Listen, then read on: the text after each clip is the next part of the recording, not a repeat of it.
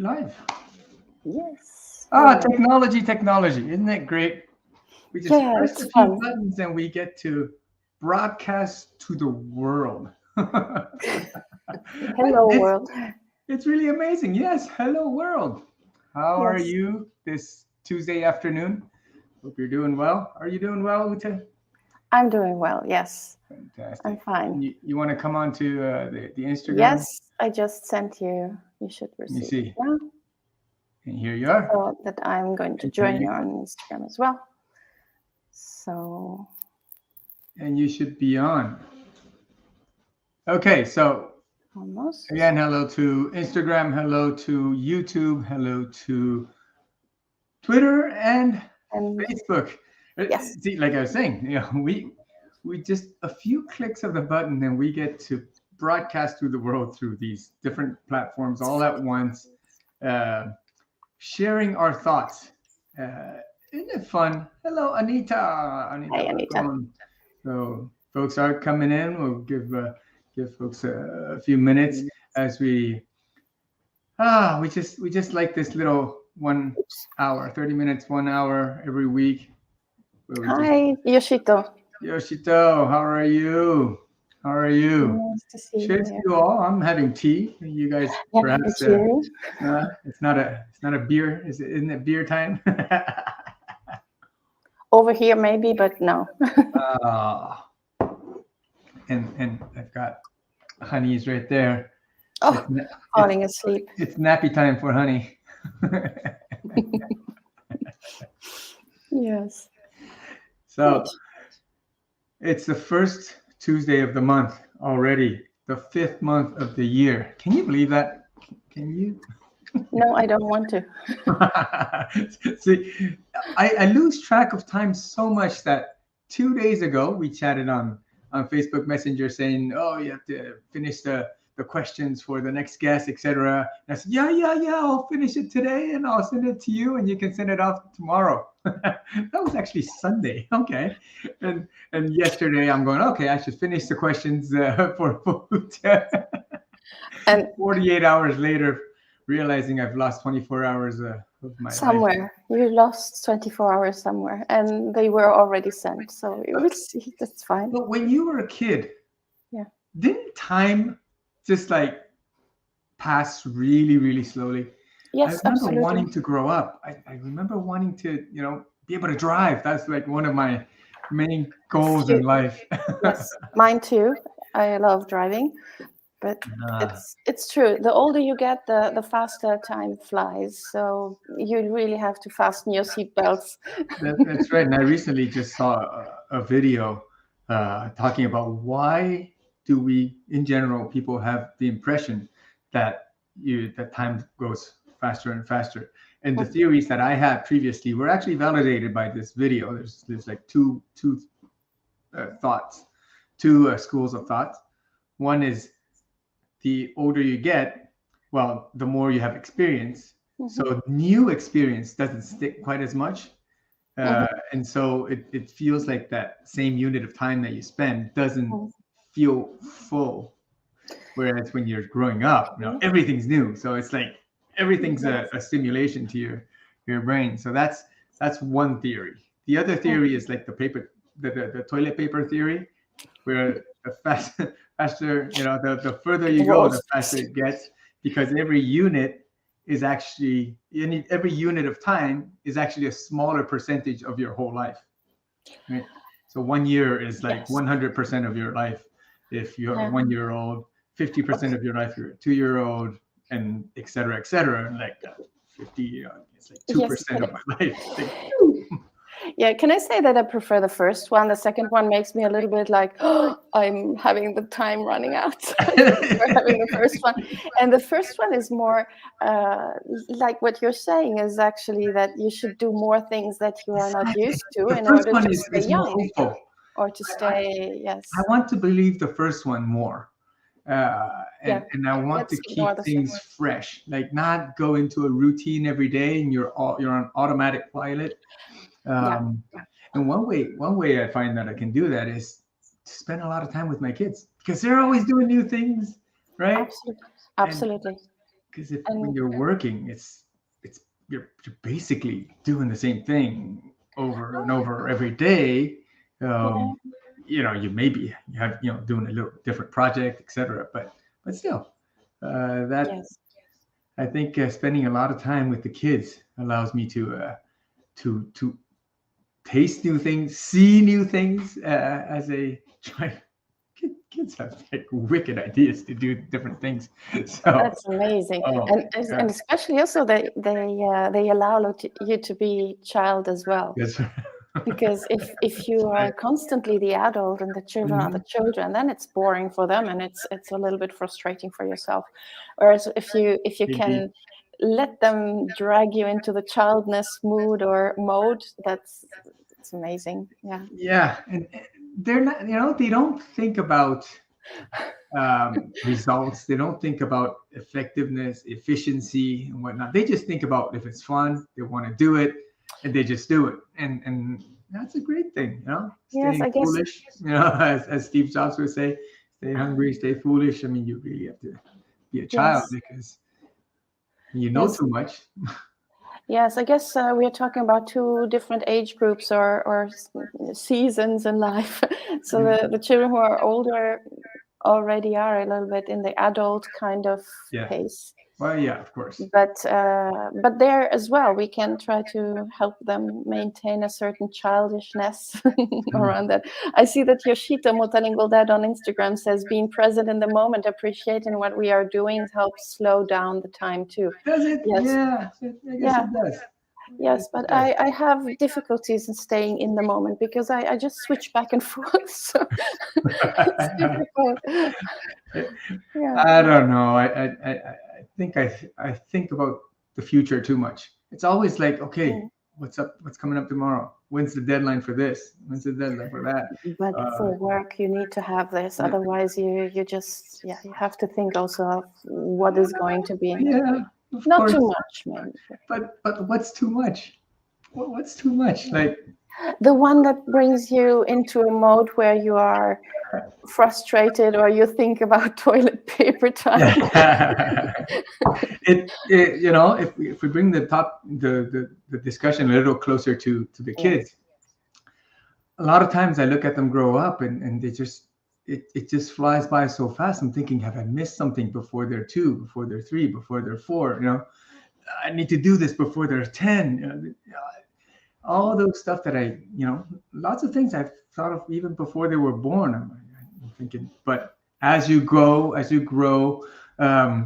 you learn new things, and you're like, oh, I should have done this by whatever age, right? I want to do this, and But that doesn't really help, does it? If we constantly think I should have done, because the time that you think about what you should have done, you miss out doing yeah, something. of course, of So course. But if you don't I'm think about becoming it, I philosophical. mean, there are things where I go, well, it's too late for Ronnie. Ronnie's my oldest. Mm. But now that I think about it, I could do this for Nika or Akila, and so And it's not said that it's, I don't know what you're talking about, but what you mean. But maybe it's not too late for Ronnie either. Could be. yeah. Well, not I guess too late is not the right way, but some things that you could have started earlier.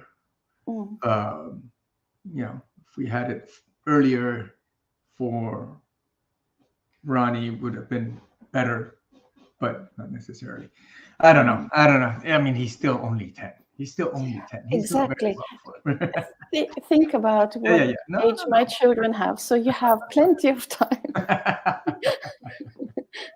And Yeah. still, I like being involved in their work and them asking me for some advice or yes, sharing things. I Hmm. really appreciate that. All right. So, So today, I think we wanted to talk about something, right? Because usually we have this chat that it's open, and we would like to hear what those who are following us live on, let me count, Facebook, Instagram, and Twitter. If you have any question or anything that you have experienced this week related with languages, raising your children with multiple languages, or yourself maintaining your languages, yeah. just ask us in the chat We'd or like to know, share with us. really, what do you think is a percentage of parents who are watching us are bilingual, multilingual themselves trying to raise bilingual, multilingual kids?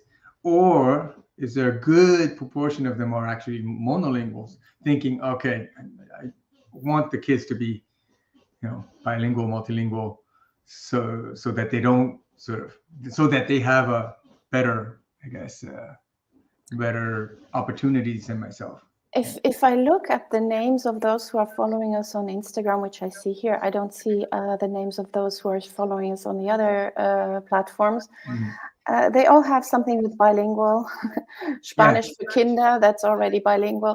So I think, and considering that more than the half of the Earth's population is multilingual, I think we are all somehow multilingual. And our last session with Nick, I think really opened my eyes, or I sort of changed my way of thinking about bilingualism and monolingualism. In that, I guess monolinguals are very rare when you really think about it. Like, strictly speaking, somebody who really only knows one language is actually quite rare. If non-existent, because it's I just read an article that was saying that monolingualism is a social construct. So I like that one. Yes, because it's what made these norms somehow applicable, or people following them, whereas they actually are pretty aware that they don't really apply to the majority. So that's the main issue here.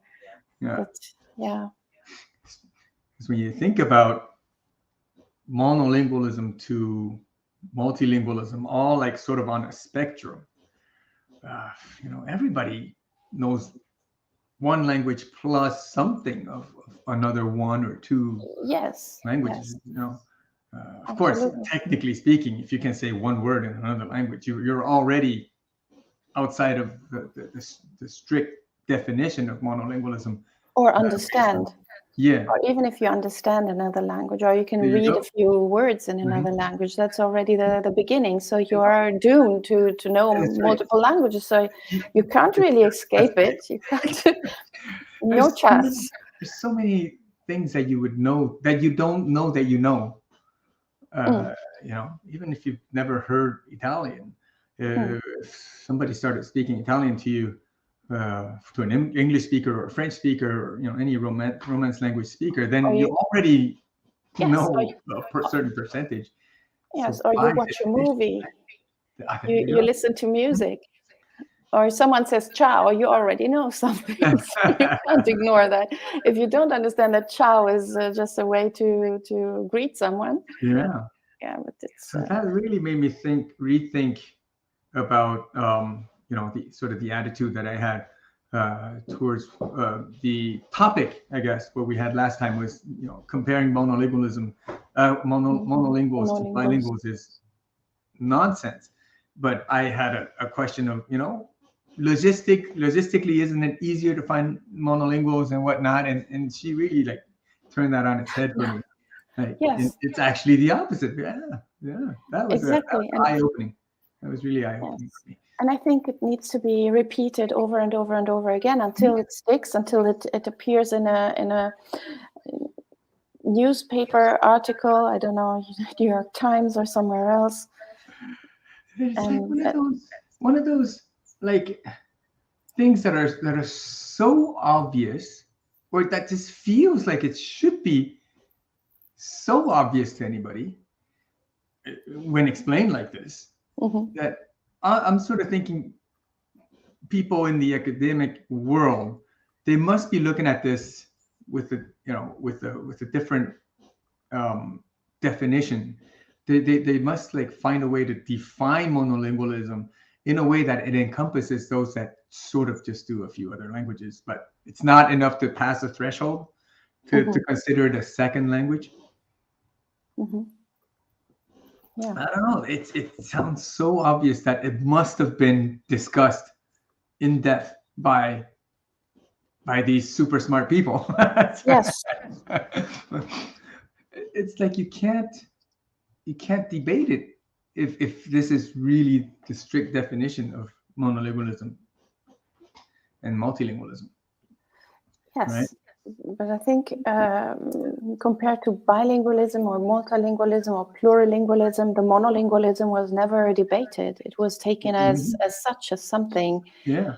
And as she said, yes, taken as a norm or something that we should cherish, aspire, is due to the different changes, for example, here in Europe, with the centralization of the countries or the nations, and having national languages or standard languages, and trying to suppress all the regional variants and the dialects at some point, almost 200 years ago. So it's pretty impressive. But we are now, I think, we are going into a direction to getting back to a certain multilingualism, but on another level. It's not the same as 200 years ago. It's one with a knowledge of what multilingualism actually helps with, and how it is positive and helpful in all levels. Yes, but as I said before, we mentioned that we might be speaking or talking about a topic today, right? Yes, indeed. Oh, we do have a little comment from Springbrook Cord Billabong, or Springbrook. Are monolinguals mostly English first language speakers? Good question. Might be. Well, I mean, if we define mostly as in the majority, in the majority. I believe so. English is the most widely spoken language in the world. But is it the most widely spoken language in terms of population, in terms of first language? Maybe not. Eh? No, but then in the end, if you would say that Chinese is the most widely spoken language, Chinese, if you look a little bit closer, Chinese is not one Chinese language. There you go. There's so many. So if you really look closer, every time that you take like a magnifying glass and you look a little bit closer, you discover monolinguals are not really monolinguals, or multilinguals, or yes, talking about a language of a country like China, which is huge. There are so many different languages that, when they meet each other, they might not understand each other. So most at Chinese that point, are able to understand another dialect. Yes. So you are diglossic. It's even worse, or it's even better in India, where India, it's like what 2,000 languages or something. So and the official language is English, but doesn't mean people are monolingual English speakers. No.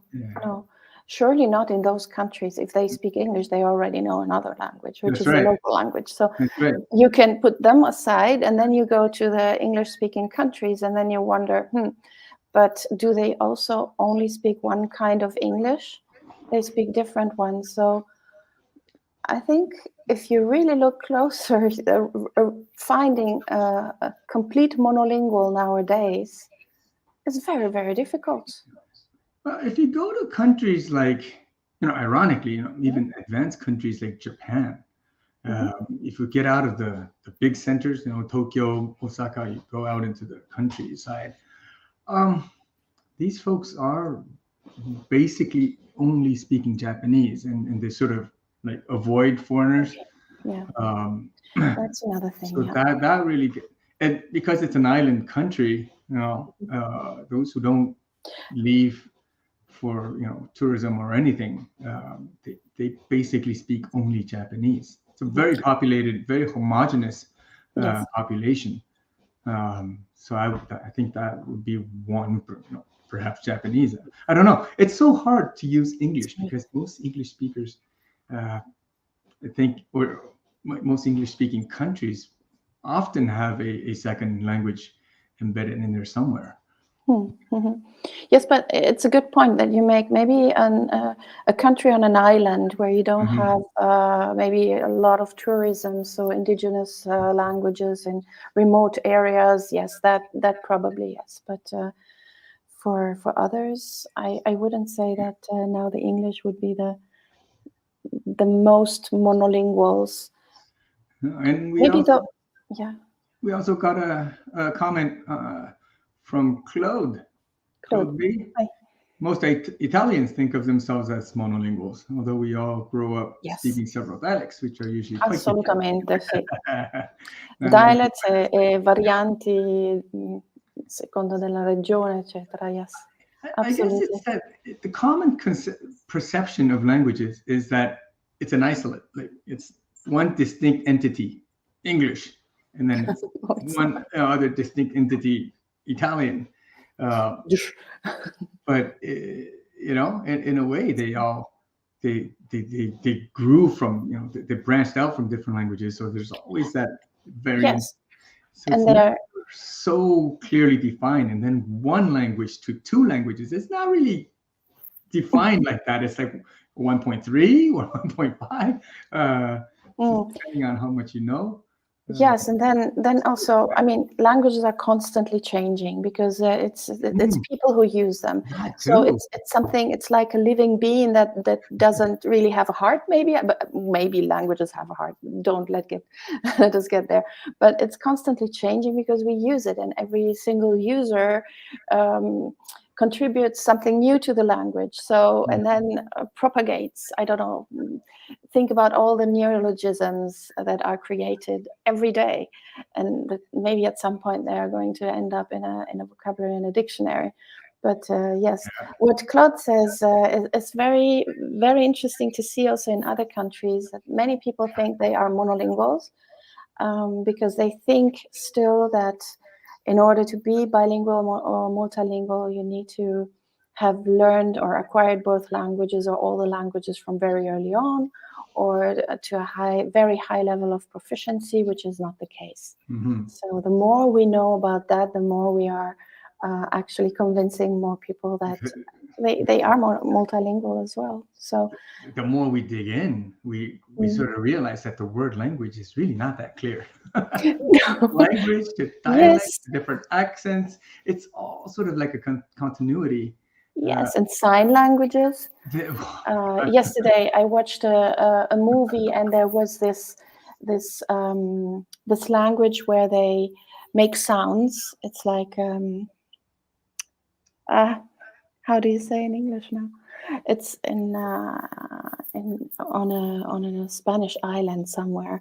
But anyways, they make sounds, and then it's not a language. Okay.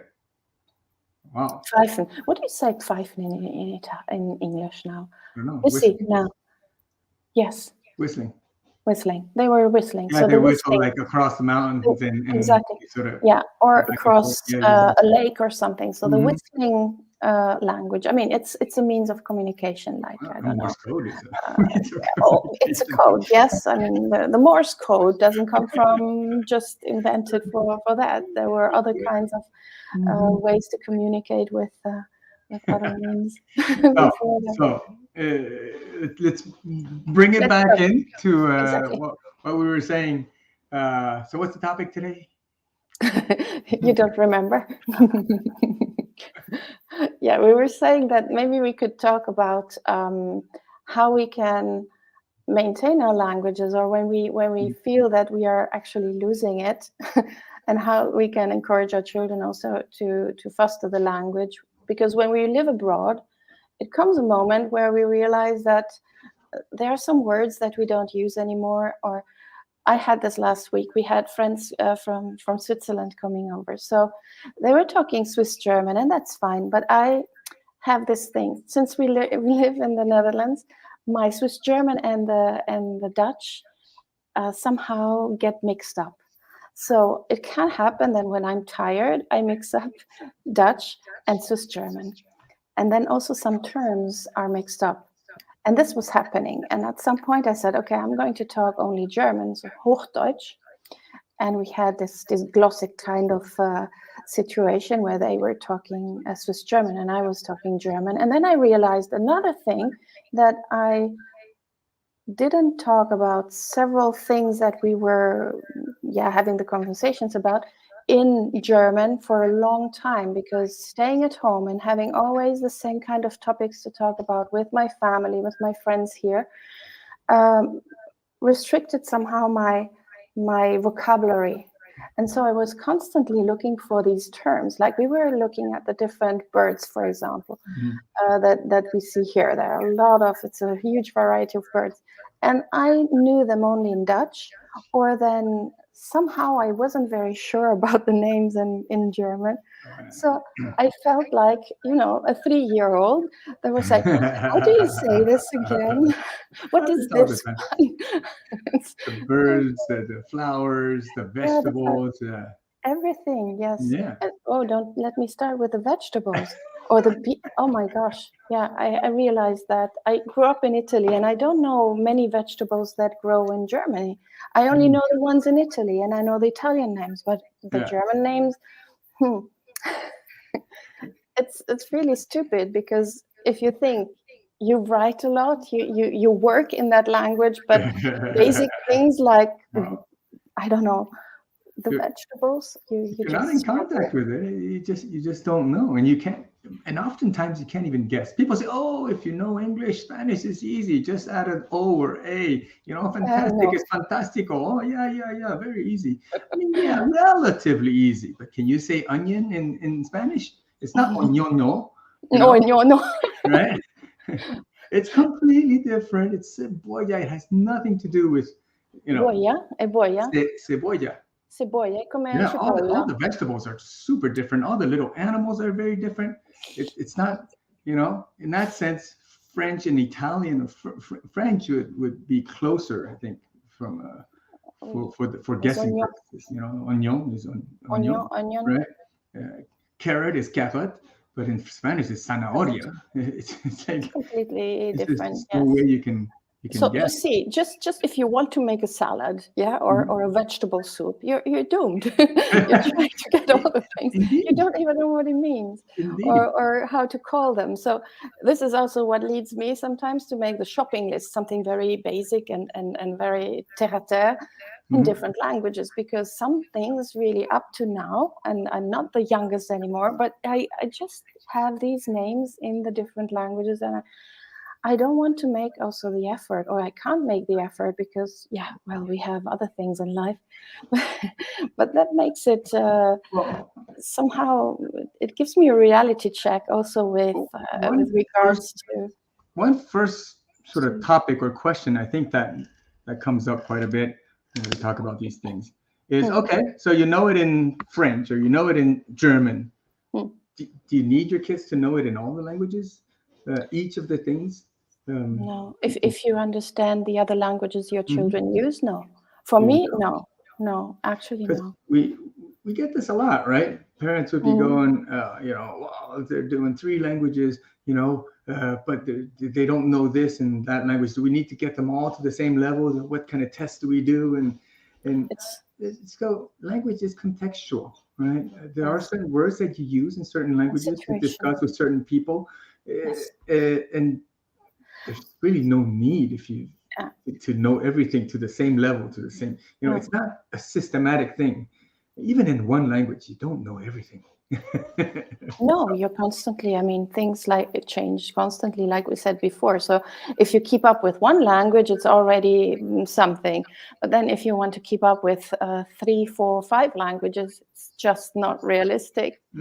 So what I tend to do is really to focus on subjects, on topics that I like, or where I know that the person I speak this language with is interested in as well, that we share this interest, or then I focus on that. But then it happens like last week, where we have a completely new topic or another one that I haven't been immersed into for a long time.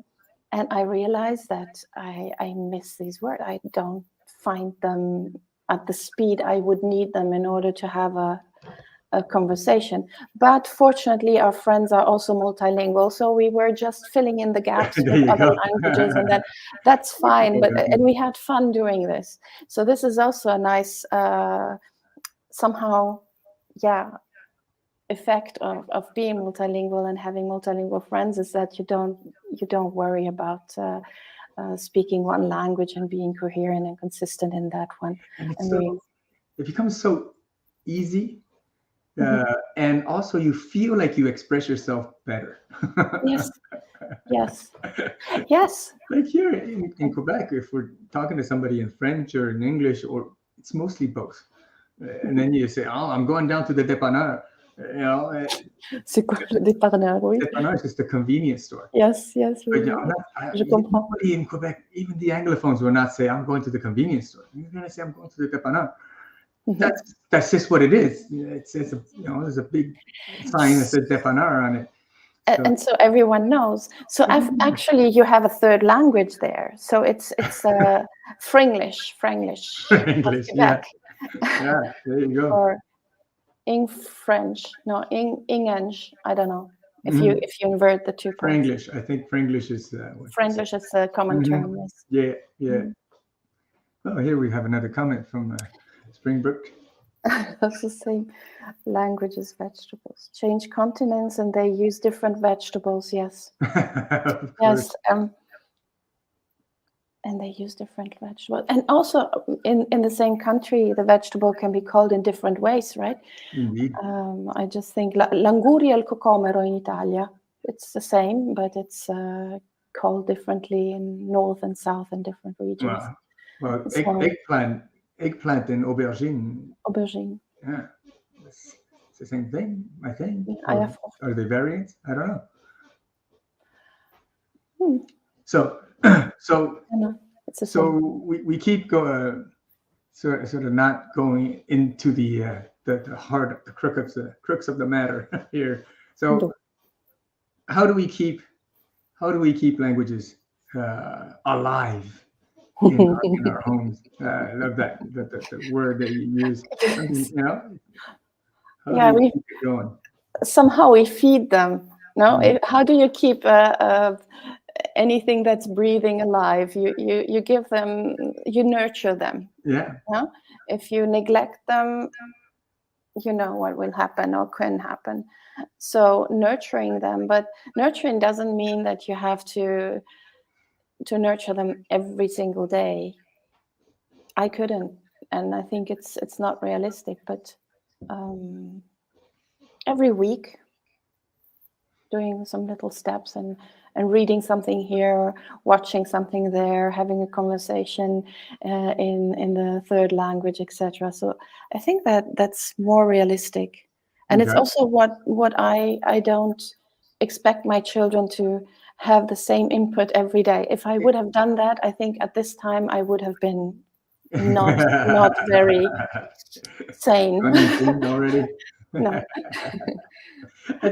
There's things that are infrastructural, I think, and there are things that are activity based.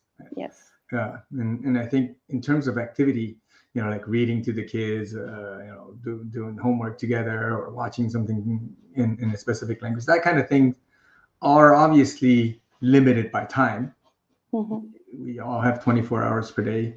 How much time you devote to a specific language becomes limited by the number of languages that you do, and also by your goals for that language. Like how much do you need them to know, really?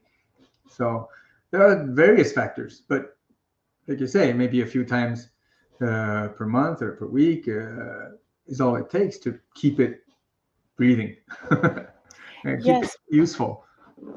Yes, and then there are always periods where you have maybe 1, 2, 3 languages that are in the foreground, others are in the background. And that's very normal. But then you can change this. It's not something that is fixed.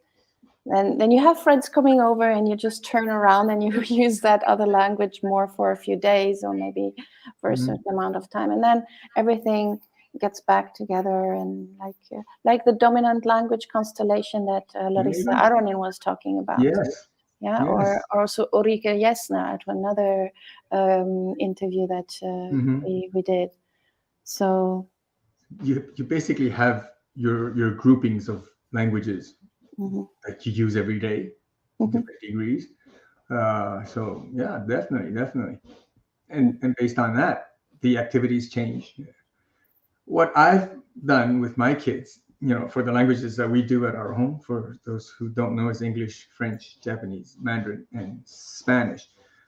for each of these, basically other than English, try to do some form of structural, environment modification for them to be able to speak these languages.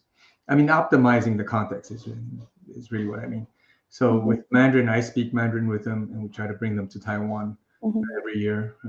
This year we'll be going after what, 4 years. It's a long time. Yeah, well, because of this little pandemic thing that went on. Yeah. We also, so Japanese is with mommy, and then go to Japan every year. That's where they are right now. Go to school in French, and we bring in a nanny from Mexico for Spanish. So basically that's structural, right? Within the context, they need to speak a specific language and with a specific person. And English is just something we watch TV in English, movies and whatnot, and they sort of go out and seek out English, opportunities to speak English by themselves. I tried to do, bring in au pairs who speak English and whatnot, but I found out that it's not so necessary. Yeah, they kind of just have English through various different inputs, and they go out and music and anything they watch on YouTube, it's in English. So they go out and do it by themselves. So it's been good so far. And that's how the 5 languages are done. And we've got some comments here. Springbrook says she's introduced Harry Potter in Arabic. Yeah, so there you go. It's an activity. Harry Potter in Arabic. Wow.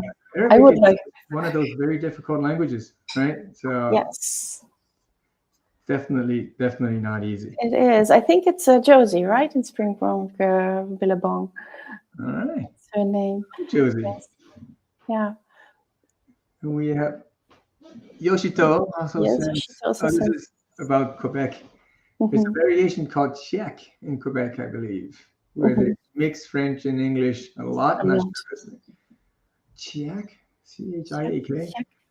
Maybe it's written in a slightly different way. Yeah, maybe. There are variants, yes.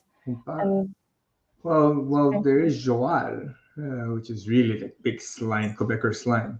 It's from the northern parts of Quebec. Czech, I'm not sure. I don't know. But mixing English and French, definitely. And then if you have a third language, many people, they just throw it in. I mean, they do that in the States too, Spanglish, right? All the Hispanics, they would throw in lots. They would be speaking Spanish and then throw in English words, or they would be speaking English and throw in Spanish words, because they can. Exactly, because they can. That's a very important one. So whenever our children switch between the language or mix the languages, I mean, when they're tired, and nowadays, I don't know who is not tired nowadays. When they're tired, they mix the languages and they can throw in terms from another language that they use more in that context, etc. So that's very natural. It's very, very, the norm, I might say. Yes. It's also how you maintain your languages whilst living abroad. I think when I thought about this topic, I was thinking of the ideal that many have in their mind, or that they want to achieve, is to have longer conversations with their children, with a partner, with their friends in a given language. And this can happen, of course, if everyone commits to it. But what can happen when you share multiple languages and you are in a hurry and the pace of the conversation is quite fast, and you don't have this term, it just doesn't come up quickly enough, then you just throw it in the other language, and this doesn't hurt any kind of in any kind of way the conversation and the connection with the person. So that is the normal in some way. The main purpose is communication. Yes, it has to be. It has to be that communication first and foremost. If you stop your communication and start looking up words, that just makes absolutely no sense. Yes, or if you ask the child, "Oh, how do you say this in?" and you stop the conversation, and maybe the child even or yourself, you forget what you wanted to say.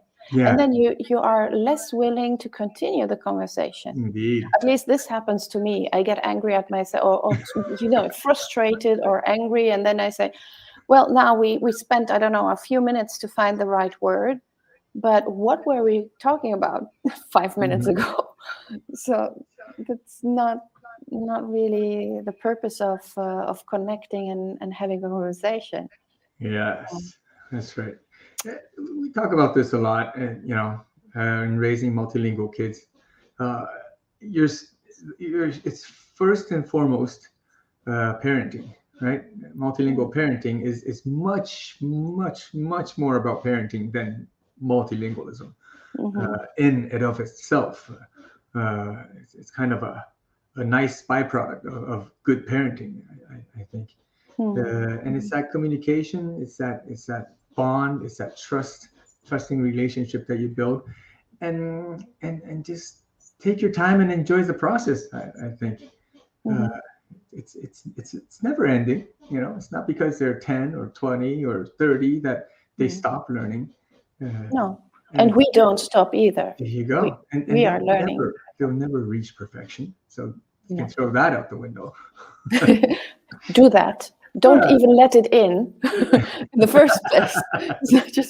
It's That's right. Not even something to Because achieve. it's such a burden. It's such a heavy load on your shoulders if you're doing 3-4 languages and going, well, they got to be perfect in this one and this one and this one and this one. Listening, speaking, writing, reading, and all that has to be at par with the native level. It's unrealistic. And they think because you started when at birth that your kids are going to be able to do that, but it's just not the case. And exactly this thing with when you start.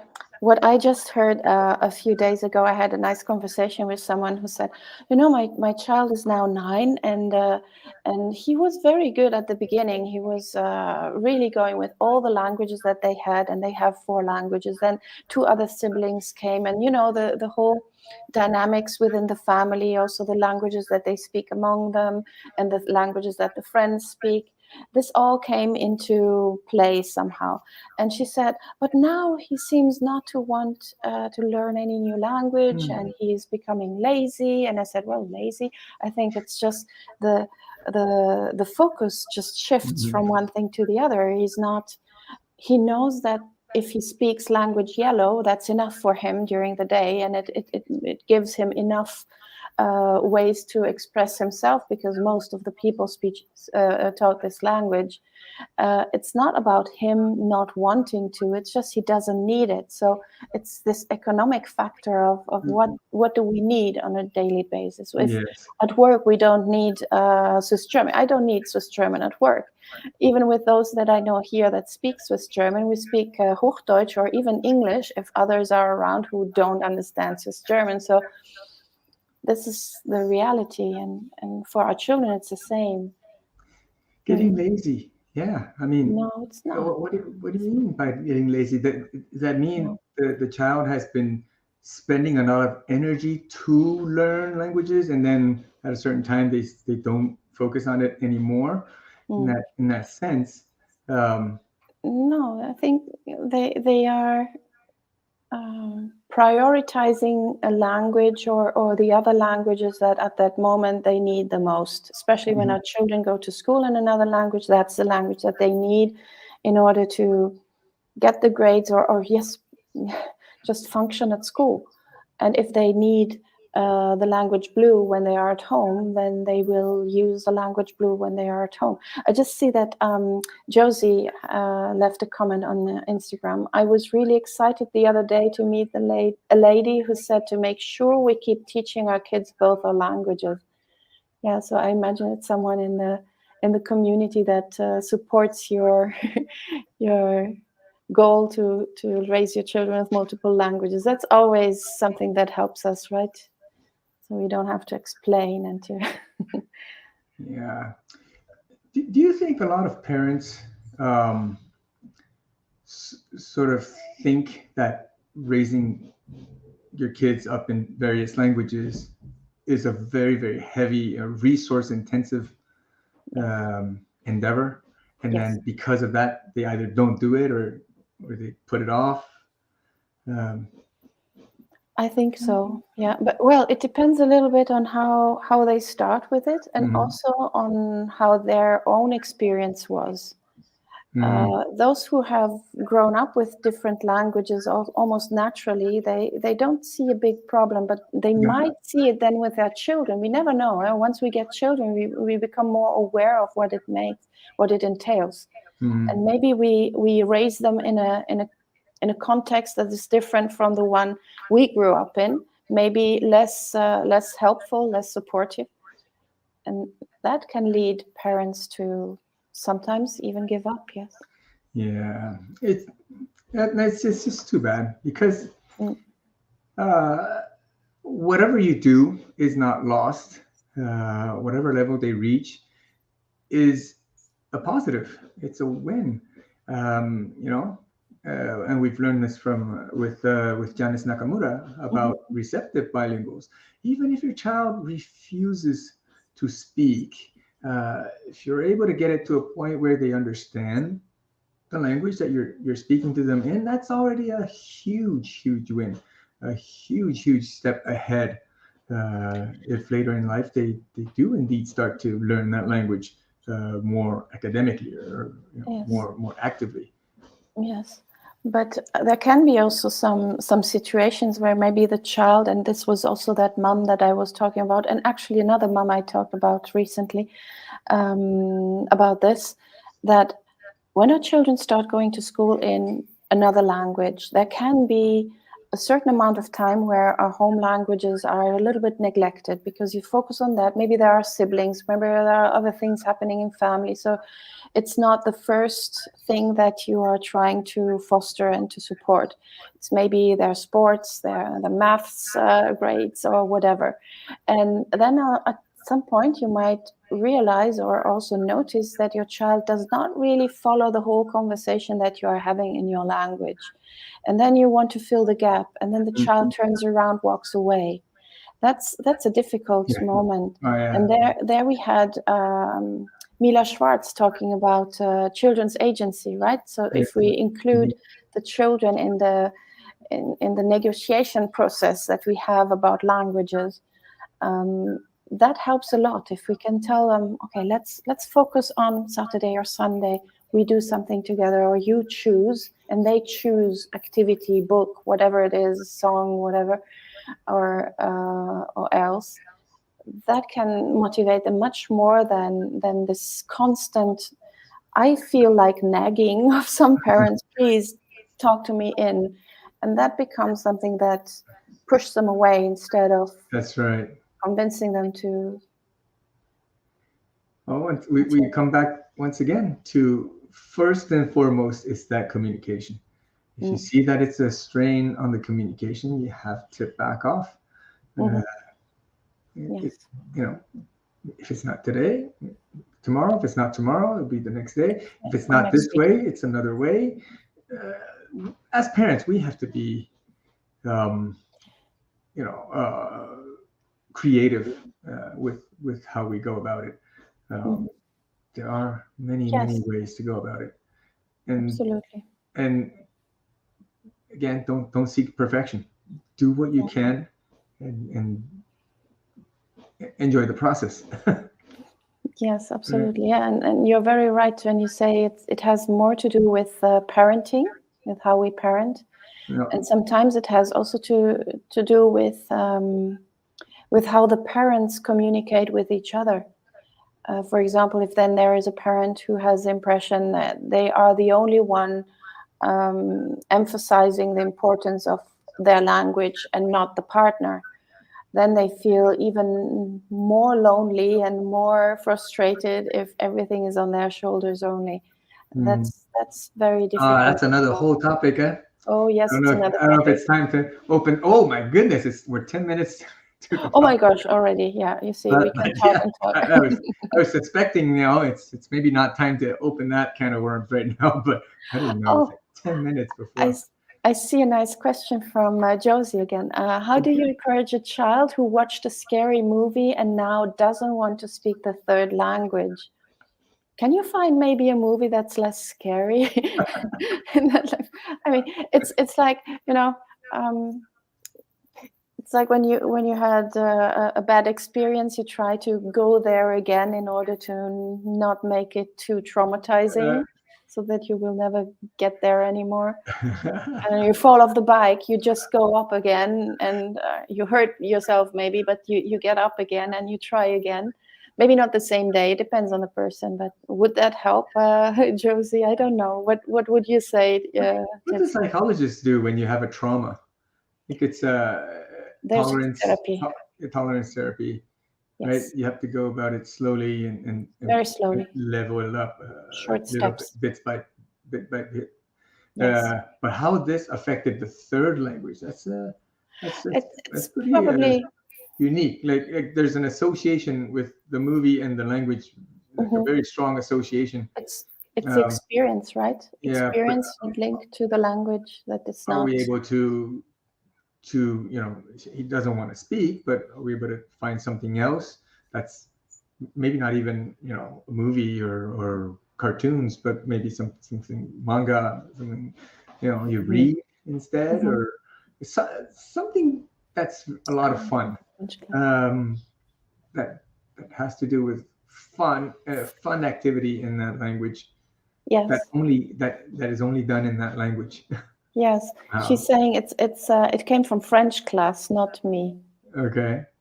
I think I need more details to understand the situation. So it's the third language is French that the child doesn't want to speak anymore because saw a movie in French that was very scary. There's so many other movies in French that are not scary. So yeah, but I think there's like an allergy to movies right now in French. Okay. So we still need the French, but something else, and maybe doesn't involve speaking per se, because there's like a refusal to listening and just listening or singing. French sometimes songs, singing.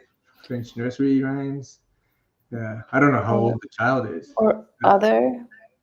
Maybe if it was a scary movie, I suppose, or I hope for the child and for the parents that it was an older child, but then you can talk about it. Or give them some time. Yeah. Yes. Because after all, time will dilute the effects of a scary movie. Yes, but maturity will like push it out. But it's interesting to see that, I don't know, you read a book and then you don't want to read a book in that language anymore. I have never made this kind of consequence depending on what I watch or so. It was more, I don't know, the content of that movie per se, right? Yes. Maybe the child would never want to watch a scary movie, regardless of the language. Yeah. Not well. Okay, we are all right. 6 minutes. So, once again, time flies by. We started this discussion today with how time flies. Maybe if we were 6 years old, this hour would have gone by much slower. But that's not the case. It is gone. But hey, we're here every week. So thank you everybody for joining our little discussion. Anything and everything about kids and multilingual kids. We just it's a little moment for us to sit down, sort of relax, have a cup of tea, and interact with the people that support us. So thank you so much. Thank you for watching us on YouTube, Facebook, Instagram, and Twitter. And hey, our page is expanding on LinkedIn. I see that there's more and more folks coming on, so we'll be able to stream it there also pretty soon. At some point, yes. We just have to have a certain amount of people. We're not saying how many, because I personally don't like these numbers and saying, oh, we need to have more followers. No. Well, I don't need that. I wrote it in my post, right? That it's still, we're at a point that we're still getting these questions, and it keeps things going, and it's fun. and this little atmosphere, this interaction is beautiful. Yes. Who knows? One day it may be difficult for us to field all the questions, but at least I think we're at a nice sweet spot right now, and having great questions and comments coming up. All right. Oh my gosh, I see just now that Josie on Instagram, she said that person or that child is 14-year-old and a sensitive child. Okay. Yeah, then the scary thing is the main issue. And then she says, thank you from 3 a.m. in Australia. She's not sleeping. Thank you so much. Thank you. For joining in bold letters for you. Thank you very much for following us. It's amazing how you're supporting us. It makes my day, my week, my month. That's and right. It just started. So it just started. Thank you. What a great start to the month of May. Thank you, Ute, for your time also. Yes, thank you for yours. Thank everybody for joining us. We'll be seeing you again next week, same time, same channel, and we'll pick up another discussion next week. All right. Absolutely. Thank you. So we'll Thank talk to you, everybody everyone. next time. Bye-bye. Thank you.